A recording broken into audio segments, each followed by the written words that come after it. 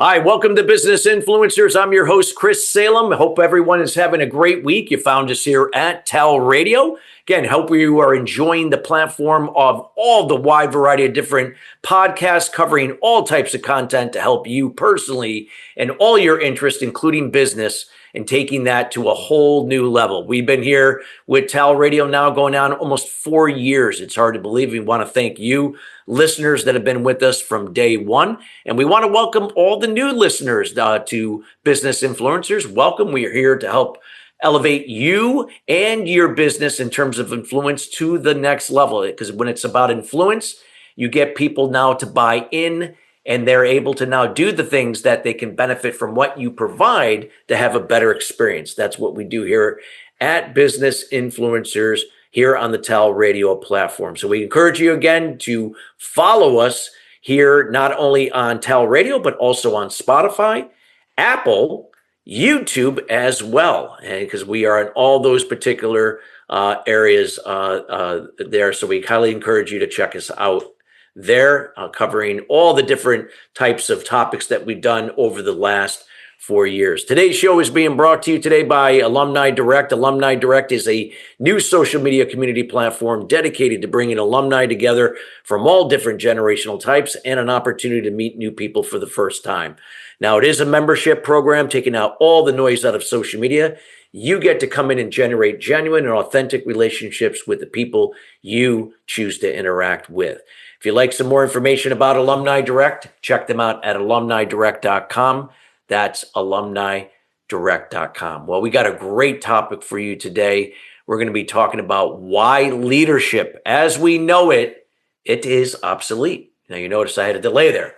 So we're going to find out about that. We've entered an unprecedented age of disruption where AI and exponential complexity and recombinant technological waves are reshaping entire industries overnight.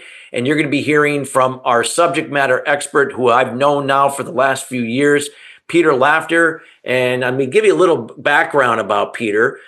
Peter is, an exceptional public speaker, I should say, somebody you should definitely get to know and hire for your next corporate keynote, in addition to any industry conferences that are looking for a quality speaker. But, let me give you a little backstory about Peter. Peter, 12 years ago, had an experience, and this experience that changed everything he knew about leadership. At the time, he's steeped in the command and control mindset that had defined his entrepreneurial career. And then while serving on the board of a Quaker school, he faced an unsolvable problem. But instead of relying on authority or titles, he turned to the collective brilliance of the community. And what happened next was transformative, not just for the school, but also for himself. He discovered that leadership isn't about control.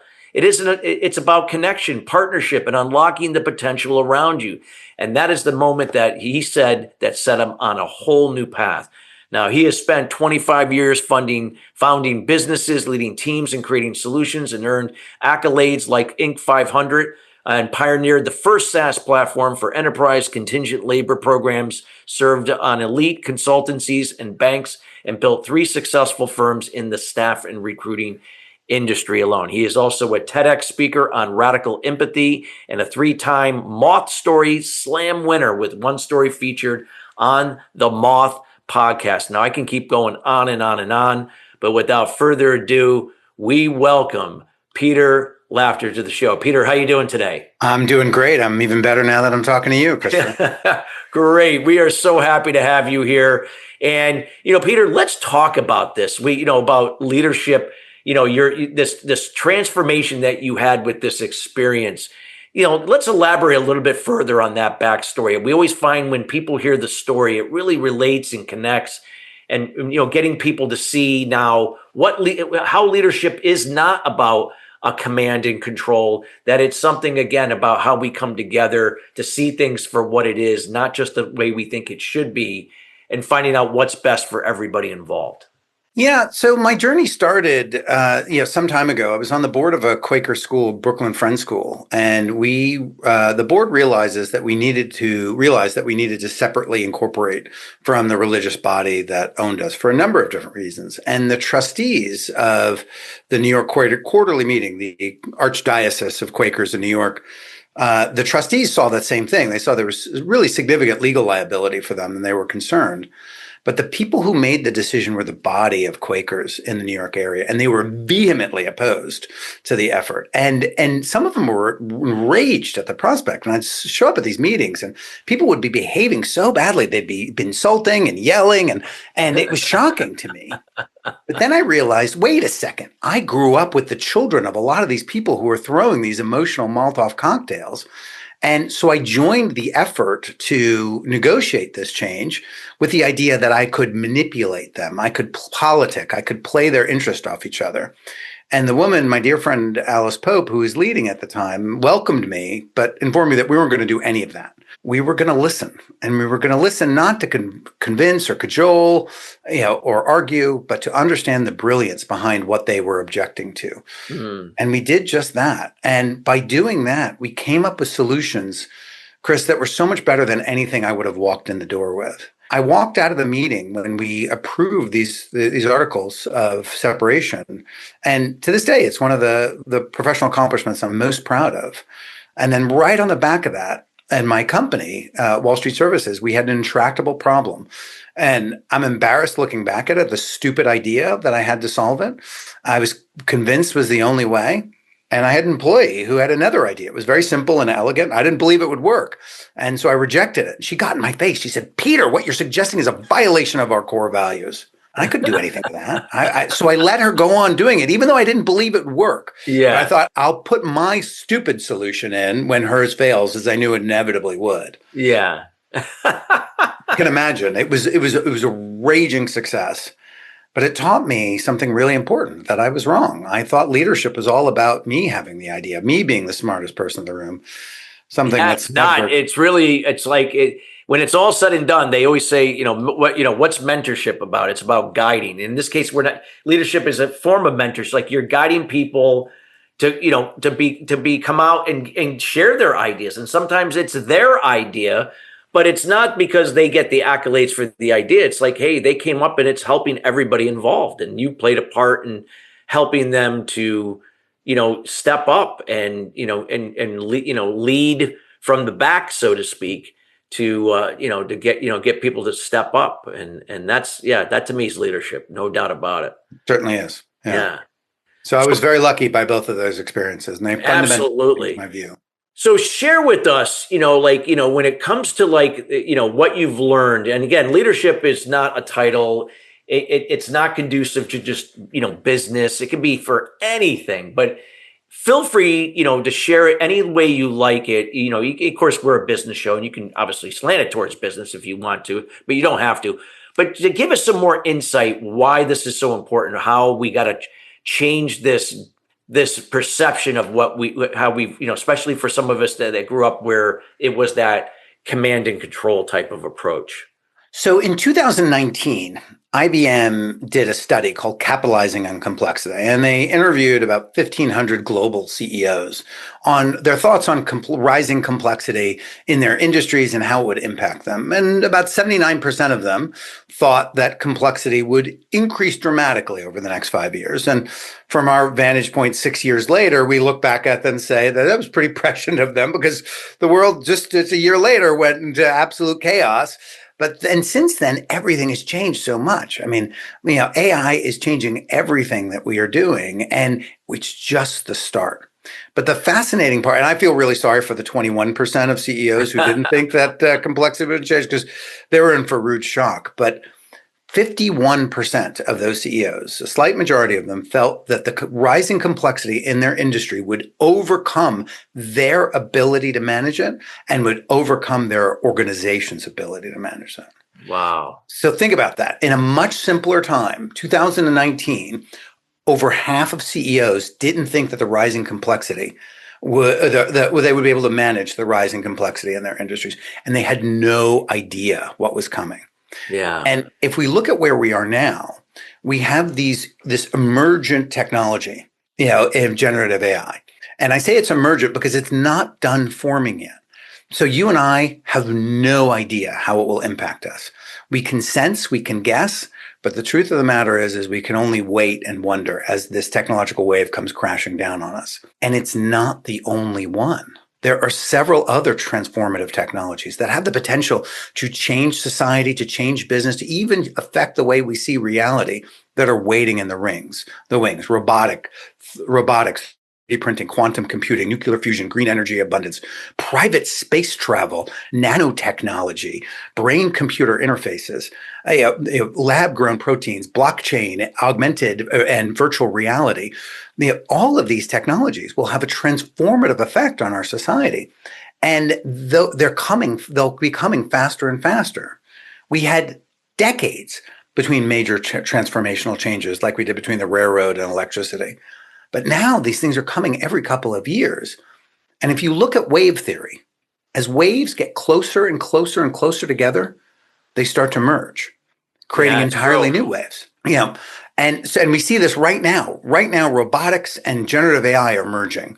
So this technology, robotics, which is impossibly hard, we're a year away from all having humanoid robots in our homes, folding our laundry and doing our dishes for us. Like this is a sea change that we can't imagine. And so we have this command and control orthodoxy that's been around for 2,000 years that was designed because sovereigns were the only ones who had access to information, and they needed to control illiterate peasants and keep them from planting the wrong crops, starving the entire community. And not much has changed in the leadership space ever since. Yeah. And we all have these magical devices in our pockets that connect us to the entire compendium of human knowledge that we use to look at cat videos and argue with strangers. I love it.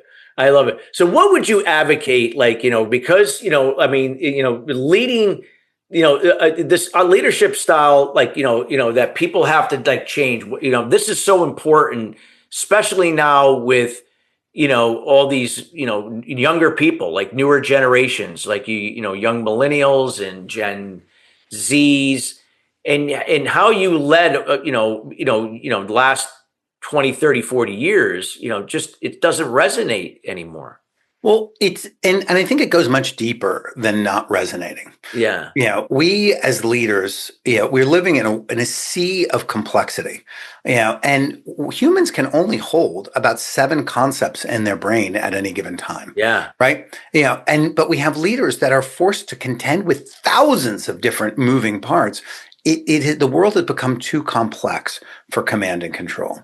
So, and it is true that this younger generation is wanting more responsibility because they know how to leverage these tools to much more effectively, that they can do more and they want to do more. But from a leadership perspective, there's a researcher named Sidney Ushida, and he came up with a concept of the iceberg of ignorance. This is back in the 80s. But he figured out that senior leadership of corporation only aware of 4% of the problems their organizations faces. Wow. Yeah. And so if they're only catching 4% of the problems, tell me, what percentage of the opportunities are they missing out on? Yeah. And people closer to the front line, they see 100%. But our organizations are not structured for that information to flow. In a command and control structure, information flows down, not up. So we need to actually fundamentally think about how we look at organizations. So leadership, in what I see, and I advocate for what I call abundant leadership. It's the leadership that Dr. King showed. Absolutely. It's the leadership that allows other people to lead, that creates frameworks for people to make decisions. Because people at the top of the pyramid, there's too many decisions to be made for them to be making. They need to create structures. Oh, they got to structure and delegate down. Absolutely. Well, and I think the even concept of delegating down needs to go away. We actually even delegating. Yeah, I hear you. I hear what you're saying. Absolutely. And that we actually need to create structures that allow for strategy to come from the furthest reaches of the organization, and that leadership, transforms into enabling that strategy, connecting people across the organization, making sure that the right people are coming in with the right mindsets, who share the values and culture of that organization, who are likely to make consistent decisions, and use the tools that have been created by the abundant leaders in that organization to facilitate decision making, to facilitate connecting across silos and verticals, to so you can tap in to the emergent leadership that's within your organization. I hold that every organization has everything that they need to weather the storm. It's a question of whether or not they know how to tap into the insights, creativity, and knowledge of their entire organization, something that is going to be critical in the years to come. No, absolutely. What would you, like now that we've been talking on this, like we have a lot of small businesses, small to mid-sized companies, of course, Fortune 500 too, but more on the more smaller organizations.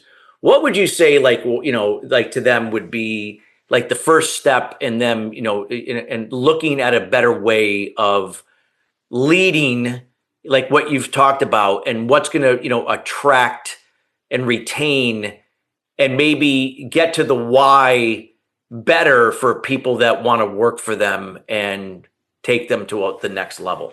So I think this is actually what you're saying is of critical importance, Yeah. and what you're getting at is really important, because I think everything that we've learned about leadership is come from in a time that is no longer applicable. Oh, and no, exactly. and It's this long new gone. but yet this new form of leadership is something that we need to experience before we can understand it. Yes, Right. true. Yeah. So leaders today are in a really difficult position. So I've developed a framework that I call 3D leadership: discover, define, do. So leaders need to learn how to not point in the right direction or decide on the right direction based on the limited and incomplete information they have, but they need to learn how to collaborate and work differently, and empower others to lead. And so I think they can begin to do this by taking a different take when they are looking with for problems. They need to, so it's discover, define, do. So discover is inspired by Dave Snowden's estuary mapping and his Cynefin framework.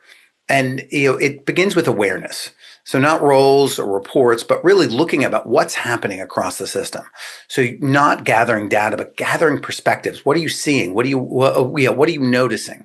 Hosting cross-functional horizon scans, and then using reflection loops to embed that learning, and shift from roles to perspective. And then define. Really identifying in fast-changing environments, being able to figure out a path forward means bringing the right people together, not based on history or experience, but relevance and context. So the technologies that are emergent, we don't know how they work with, but people who have different perspectives might understand them differently. So putting teams who are together, who are likely to make sense around forming those teams around the nature of the challenge, and then letting leadership emerge from those with closest insight, and then using the framework of something called strategic doing. What can we do with the different perspectives we have, with the abilities we have? How can we combine those abilities? What should we do, and then what will we do? And then moving on to the do aspect of the framework, which is really focused on strategic doing, working in iterative sprint cycles, allowing for those closest to the information to take the lead, who have the expertise in that particular area to take the lead, and working in sprint cycles, looking to come, to sprint cycles, and then coming back together at the end of a sprint cycle and say, what did we discover? What did we learn? What has emerged? And what new assets do we have? What can we do now? What should we do now? And what will we do now? Wow. And so that's and through that change, leaders will start to see. They'll start to see new possibilities in their work. They'll see leaders emerging in different places. They'll see insights coming from places they didn't expect it. And those leaders can, with those experiences, can begin the process to move from command and control to abundant leaders, the leaders that are going to be needed in this new and transformative time. Yeah, I totally agree. 100%. I 100% agree with what you said, and so important. And like you said, they have to have that experience, and you can't, you can't just jump in to say, "Hey, this is working." You gotta experience and measure to see what's how things are progressing with it, and it's definitely a process, no doubt about it. And it's an exciting time. I think we have the potential of an amazing future, but it's going to require that we tap into a technology that we haven't really accessed, and that's collaboration. Okay, got it. Got it. Wow. So this is great. So let's talk a little bit about collaboration, if you would like to talk, because I think that is so important. Collaboration, I'm even doing a talk on that coming up at a conference, a security conference, by the way, about the importance of security being part of up front in the strategy for organizations and how that collaborates with all other strategic efforts, not something that's often viewed upon as a reactive type of thing. This is now it's a proactive. So yeah, I'd love to hear that from you. Well, I think, and I think security is such a clear case for collaboration, right? Yeah. Because I mean, we focus on when it comes to cybersecurity, we focus on technical flaws most of the time, but really the majority of breaches come from human error, right? So so security is an area where collaboration is really, really important. So one of the things that I've been researching is something called hierarchical mirroring, and it's one of the problems in command and control structures where people only value the opinions and observations of those with equal status or greater status. And in a security situation, there can be huge flaws that are noticed on the bottom of an organization, but yet people toward the top tend to discount those opinions. So remember the Challenger disaster. Like that was not a surprise to the engineers. They were saying, "Hey, these O-rings, they don't work in freezing temperatures." But they weren't listened to by executives who are more focused on keeping to launch schedules rather than the safety of the crew. We all know 7 brave astronauts died as a result of that. Yeah. It was a known issue. Things like this happen all the time. I mean, remember 9/11? We had all the information that we needed. Now, we just couldn't put it together. And these are all in much simpler times. So really working with organizations. So if you're in a typical command and control organization and you're a leader, you need to be creating relationships with people at every level, creating that psychological trust so people have the ability to say what they're saying and they're not kind of afraid to be the messenger who's going to get shot. That's the very first step. Awesome. Awesome. I love what you shared there. And I think it's so important. And when you talked about abundant leadership, it just sums up collaboration because you have to, if we're going to be abundant, we have to collaborate, so some people are going to be really good at, certain things, not good at certain things. But if we know how to offset our weaknesses and focus on what we're good at, not that it's going to be 100% that way all the time. We're going to be in a better way of navigating through difficult situations, times, and also dealing with difficult people. So I think that's really, really insightful what you shared. Anything else? Because I know we're getting towards the end of the show, but I wanted to leave the next couple of minutes of anything that you feel before, because we want the audience to want to get to know you as well at the end in what you can do for them and where they can contact you. But anything else you want to kind of just tie everything together? What Yeah, you shared with us about this I topic think on leadership. one of the more difficult transformations that leaders will need to go through is understanding how dissent really needs to work in an organization. And the story I like to tell is the story of the "I Have a Dream" speech. Which Dr. King, not many people know this, never intended to give that speech at the March on Washington on that fateful day. And as a matter of fact, he had started a completely different speech about the economics of racial justice, how America had written Black Americans a bad check. And over halfway through his speech, the King's friend and the gospel singer who had sung before him, Mahalia Jackson, started shouting at him. "Tell him about your dream, Martin. Tell him about your dream." So as a fellow speaker, can you imagine in the middle of the most important speech of your career, in front of the largest audience you've ever spoken to, that one of your colleagues interrupts you shouting that you're giving the wrong speech and need to transition to a completely different speech. I don't know about you, Chris, but I would murder that person right there on stage. Yes. But not King. Yeah. King recognized in that moment that Mahalia Jackson saw something that he could not. And because he was able to recognize that fact, he was able to put aside his notes and extemporaneously deliver the greatest piece of oration in American history. Yeah. And it changed the world, and it almost didn't happen. But Yeah. it was King's ability to be an abundant leader, to listen to that interruption that would have made you and I murderously angry, and see it with grace and understand it as the contribution that it was. And because he understood that, because he welcomed interruption in the middle of the most important speech of his career, he was able to give the most important speech in this nation's history. So what greatness in this age requires is that we as leaders take direction from those around us rather than just give it. Wow. Powerful statement to really sum up this important topic that you have covered here with us, Peter. And I know we definitely want to do a deeper dive into this for a follow-up show. And of course, even on our other show that we do, we'll definitely look into this.